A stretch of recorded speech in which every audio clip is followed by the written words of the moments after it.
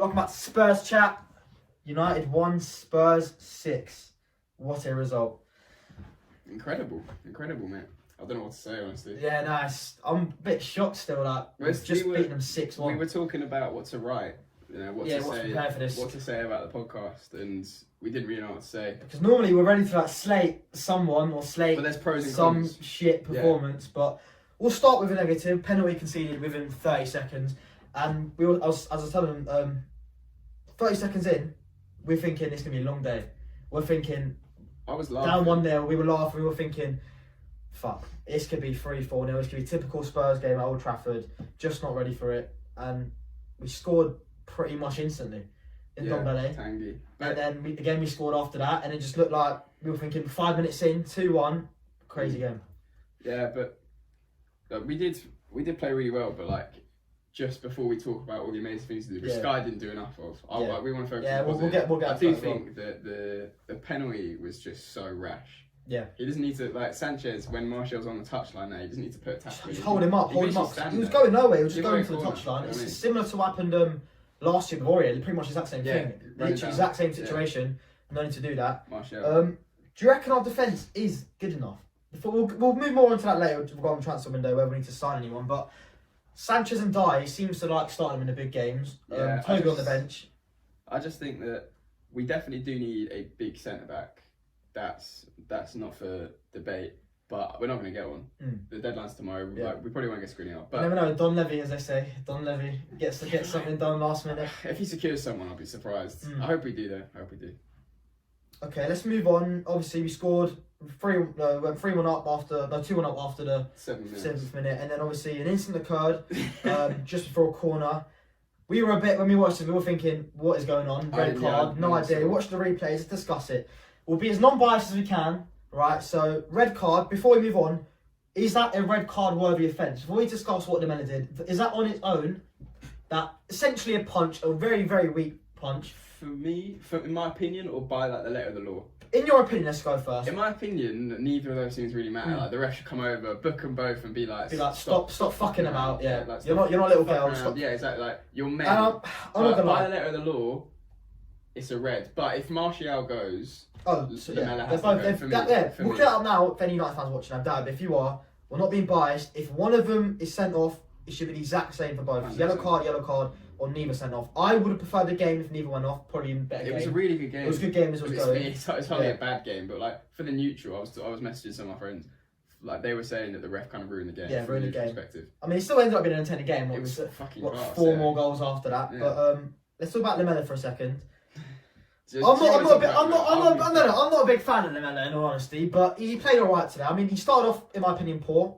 He started off typical Messi, trying to run past 4 or 5 players, took 5 or 6 touches more than he needed to. But people say he did well for us in that team in that moment. And obviously, Ole Gunnar Solskjaer said that he'd leave his players out to dry if they did that, which is absolute bollocks because Pogba dies about every other game. Fernandes is the worst. But that was amusing by Lamela. He got touched in the face, looked at the ref, acknowledged the ref saw him, then literally 10 seconds later, slowly sat down.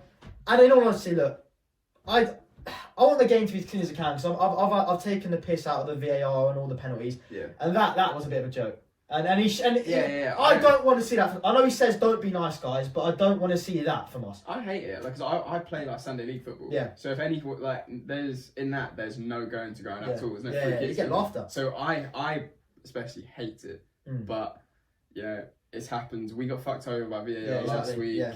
This week, a ref decision gone for. So we're not being hypocritical because we'd take the piss out of any other team that did that. So we're acknowledging the fact that was wrong. Lamela's a fucking idiot. He's an idiot. Shouldn't have done that. But it is what it happened. Changed the game for us, and you know what? We'll move on to that now. Actually, how much do you think that changed the game? Do you think that was a defining reason as to why I won, or did you think that United were just shit regardless? Yeah, see, it wasn't the defining reason they won the game for me, and that's sort of reaffirmed by the fact that Gary Neville and Evra, both back United a bit more, they're biased, they're more biased than pundits should be. They were saying the red card doesn't matter. They didn't care. Only Solskjaer said the red card. So we've seen many times in actual fact where red cards actually push the team to do better. Because then they're more disciplined, they go for it, they control it, they get the counter. Yeah. Whereas I have no idea what United were doing after that. No. Especially at Bailly, 2 seconds later, literally absolute joke. And I thought our defence was bad. If that's the thing, so like United fans will say, "Oh, we went down to 10 men," and then all like 4 of the goals came afterwards. The third goal was scored 2 minutes after Marshall. Another error from them. Yeah, that was them. They just gone down to 10 men, so they tried to play the ball around in their own penalty area. Yeah, that's just stupid. When there was Son, Kane, and I think they just completely lost their heads. I think we haven't got enough credit for how well we played. Mate, we'll do this now. Kane and Son were ridiculous as per, but Højbjerg is good. Yeah, we're literally about to move on to now. I was about to ask you before we move on to Højbjerg, how good were Kane and Son?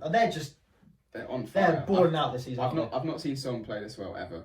Balling out. If he can stay fit, if the both of them can stay fit, yeah. I mean, Kane's doing a different role. Yeah. Which I'm more than happy with. But he's always this good. I'll be honest. I've been one which I've said I want Kane to be scoring more, but I think in hindsight you're probably right. As long as we're getting the results. We still scored today. And he still scored 2 today. Yeah.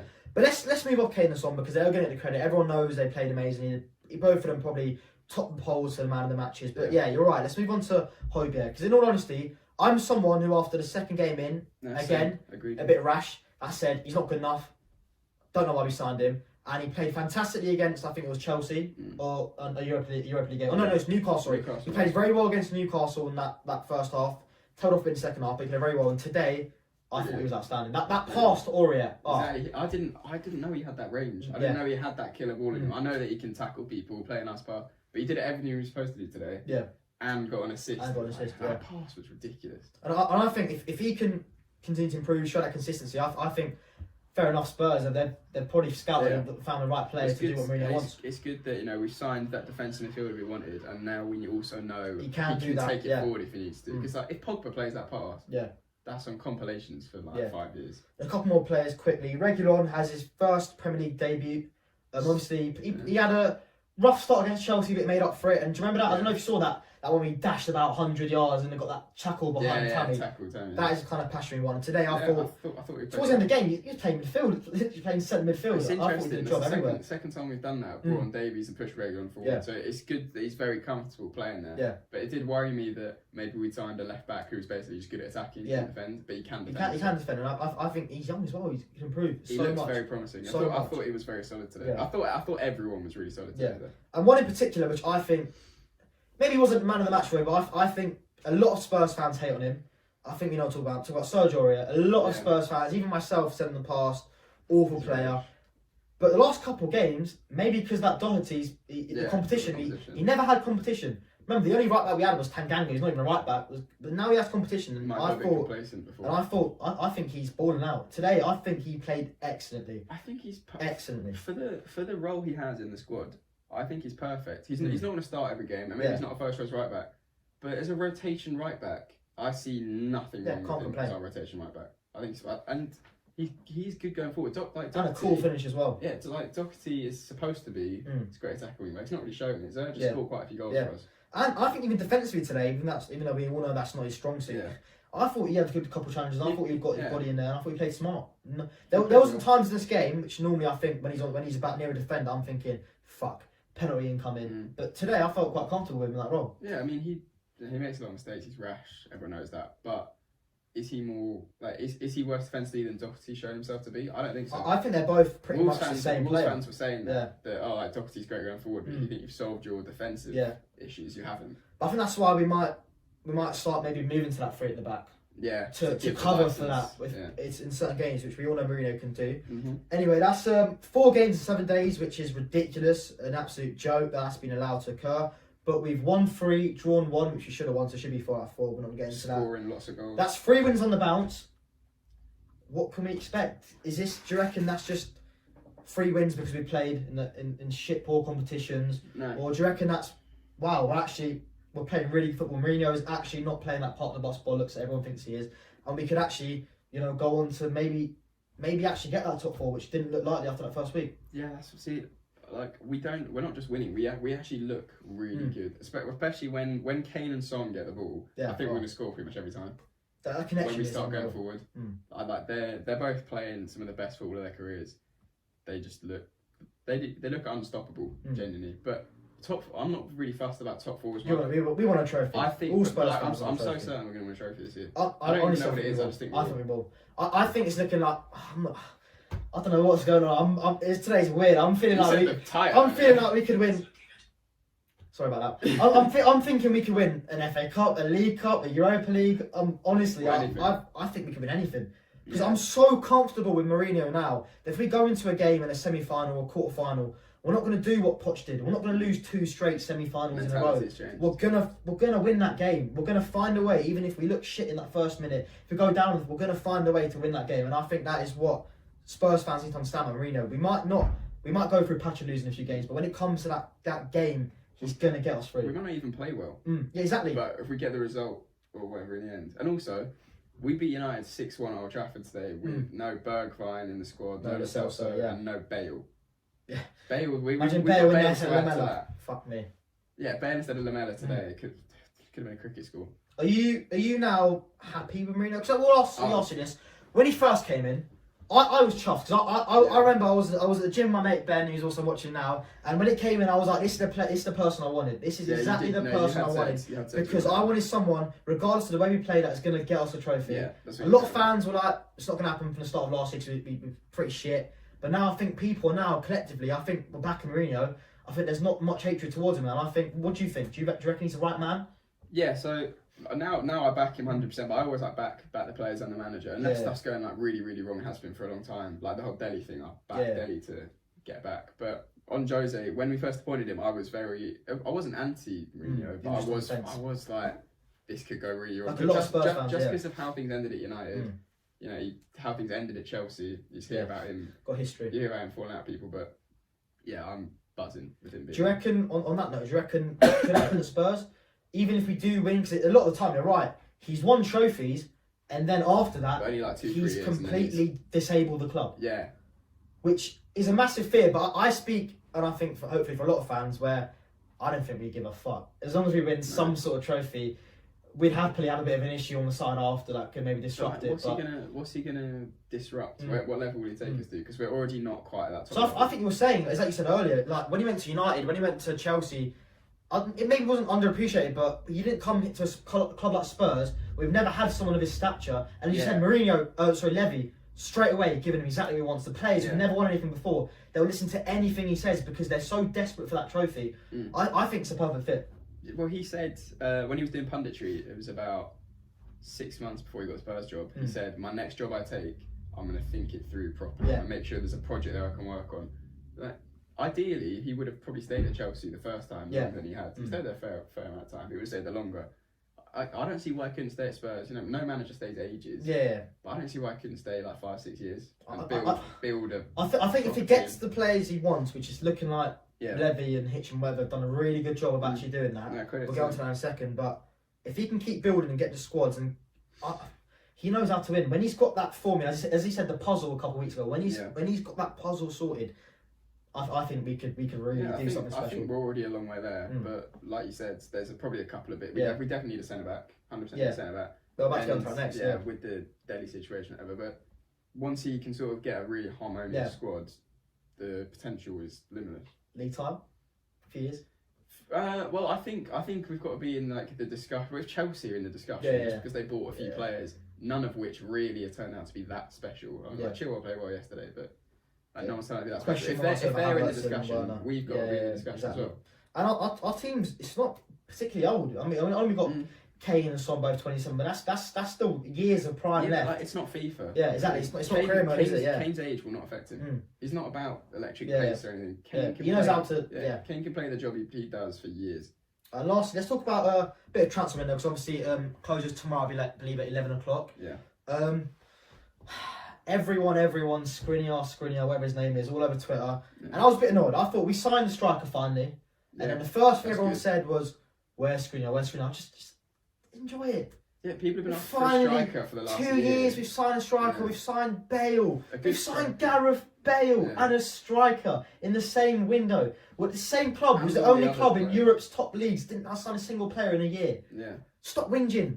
Yeah. Stop whinging. Who cares if we don't get a backup centre back or whatever? Obviously we want one. Obviously maybe we do need one, but like no club ever has the perfect windows. You know what I mean? This is this is perfect. It's like, a 10. But like clubs, fans go into window thinking I want to sign X, Y, and Z. Yeah. Primo. Yeah. It's like no club has ever signed every single player they need to every single position. We've done it doesn't happen. Pretty good fucking job of it. If we don't sign anyone else, I don't give a shit. Yeah, but let's say we're going in tomorrow with the intention. I think personally, Levy, he's going to go into tomorrow trying to get a centre back. He's not going to be stupid. He's not the. This is the one thing I can respect about him. He's not like a United type Edward or whatever. He's not the kind of chairman that's going to go in and do a panic buy. Yeah. He will never do a panic buy, and that's what I respect. Like United getting Cavani, probably going to pay £300 to eat your bollocks like that or whatever. Yeah. Or even I don't know if you saw some documentary where the owner paid an extra like $3 million for Will Grigg, and he was constantly going. Everyone saying don't do it, and he was so desperate. And that's the one thing I can respect. If we don't get the player we want, he's fine to wait till January. That's fine. And I think we should be fine as well. Yeah, everyone else has shit defences. That's a weird thing. Today, it's a weird thing about the Prem. No one can really defend properly bar Liverpool. So if we don't get a centre back, it's not the end of the world. And if we did, is Skriniar, or how you pronounce it? If I'm saying that wrong, sorry. Is he the one that you reckon? I won't lie. I've seen him play 2 full games before in my life. How's he looked? He looks solid enough, but he didn't have like man of the match performances. That might have been the games I've seen. But that's the thing. There's not even. I know obviously there's a lot of centre backs in the world, but there's not many that are just. I couldn't even think off the top of my head. Yeah, but like he's just as prone to errors as any centre back. I watched the Europa League final where they lost to Sevilla. His whole unit was a bit all over the place. But so moving from that, is our defence? You reckon? I'm assuming that's what you'd probably think is our centre back is probably our weakest point. But as you say, if we don't get the centre back, are you comfortable with what you have? With Toby, Sanchez, Dyer, even Tanganga, which I really highly rate. And those in rotation, that's 4 centre backs, which I think are good enough. Are good enough for the Prem. I mean, for now, I'm very, very content with it. If, like you said, we move to play in the back 3, then only having one cover centre back, if someone gets injured, then you are a little bit exposed. But if we're playing 2 at the back, I'm absolutely fine with it. For the time being. And lastly, to end off, rate the window out of 10 as it is now. For you personally, 9.5. Yeah, 9.5. Yeah, because you haven't got that centre back, but 9.5. But I'm buzzing with it. Absolutely buzzing. Anyway, that's 6-1. Sorry, not really much to talk about in the game because it's. What can we talk about? We literally won 6-1. We played amazingly. Besides that Sanchez error at the start, I thought you were class. United were shocking. Maybe also a bit about the whole Sky Sports situation, which I think we both think is unfair. There's got to be Spurs pundit in there, surely. But like, I know there isn't many. If you can't get a pundit, just at least make the coverage 50-50. Honestly, apart from that one line they started off with, let's talk about Spurs for a second, when Grayson said we played all right. Yeah, all they did was like check a box. Do you know what I mean? And then straight away, all about United, all about Patrice, fucking cry. No one gives a fuck. We just dicked 6 past United and then chatting about red card, Pogba, this, blah, but who cares? We're going to beat them anyway. We beat United 6-1. 6-1 at Old Trafford. Ridiculous. And we can enjoy the weekend finally after that bullshit from last week.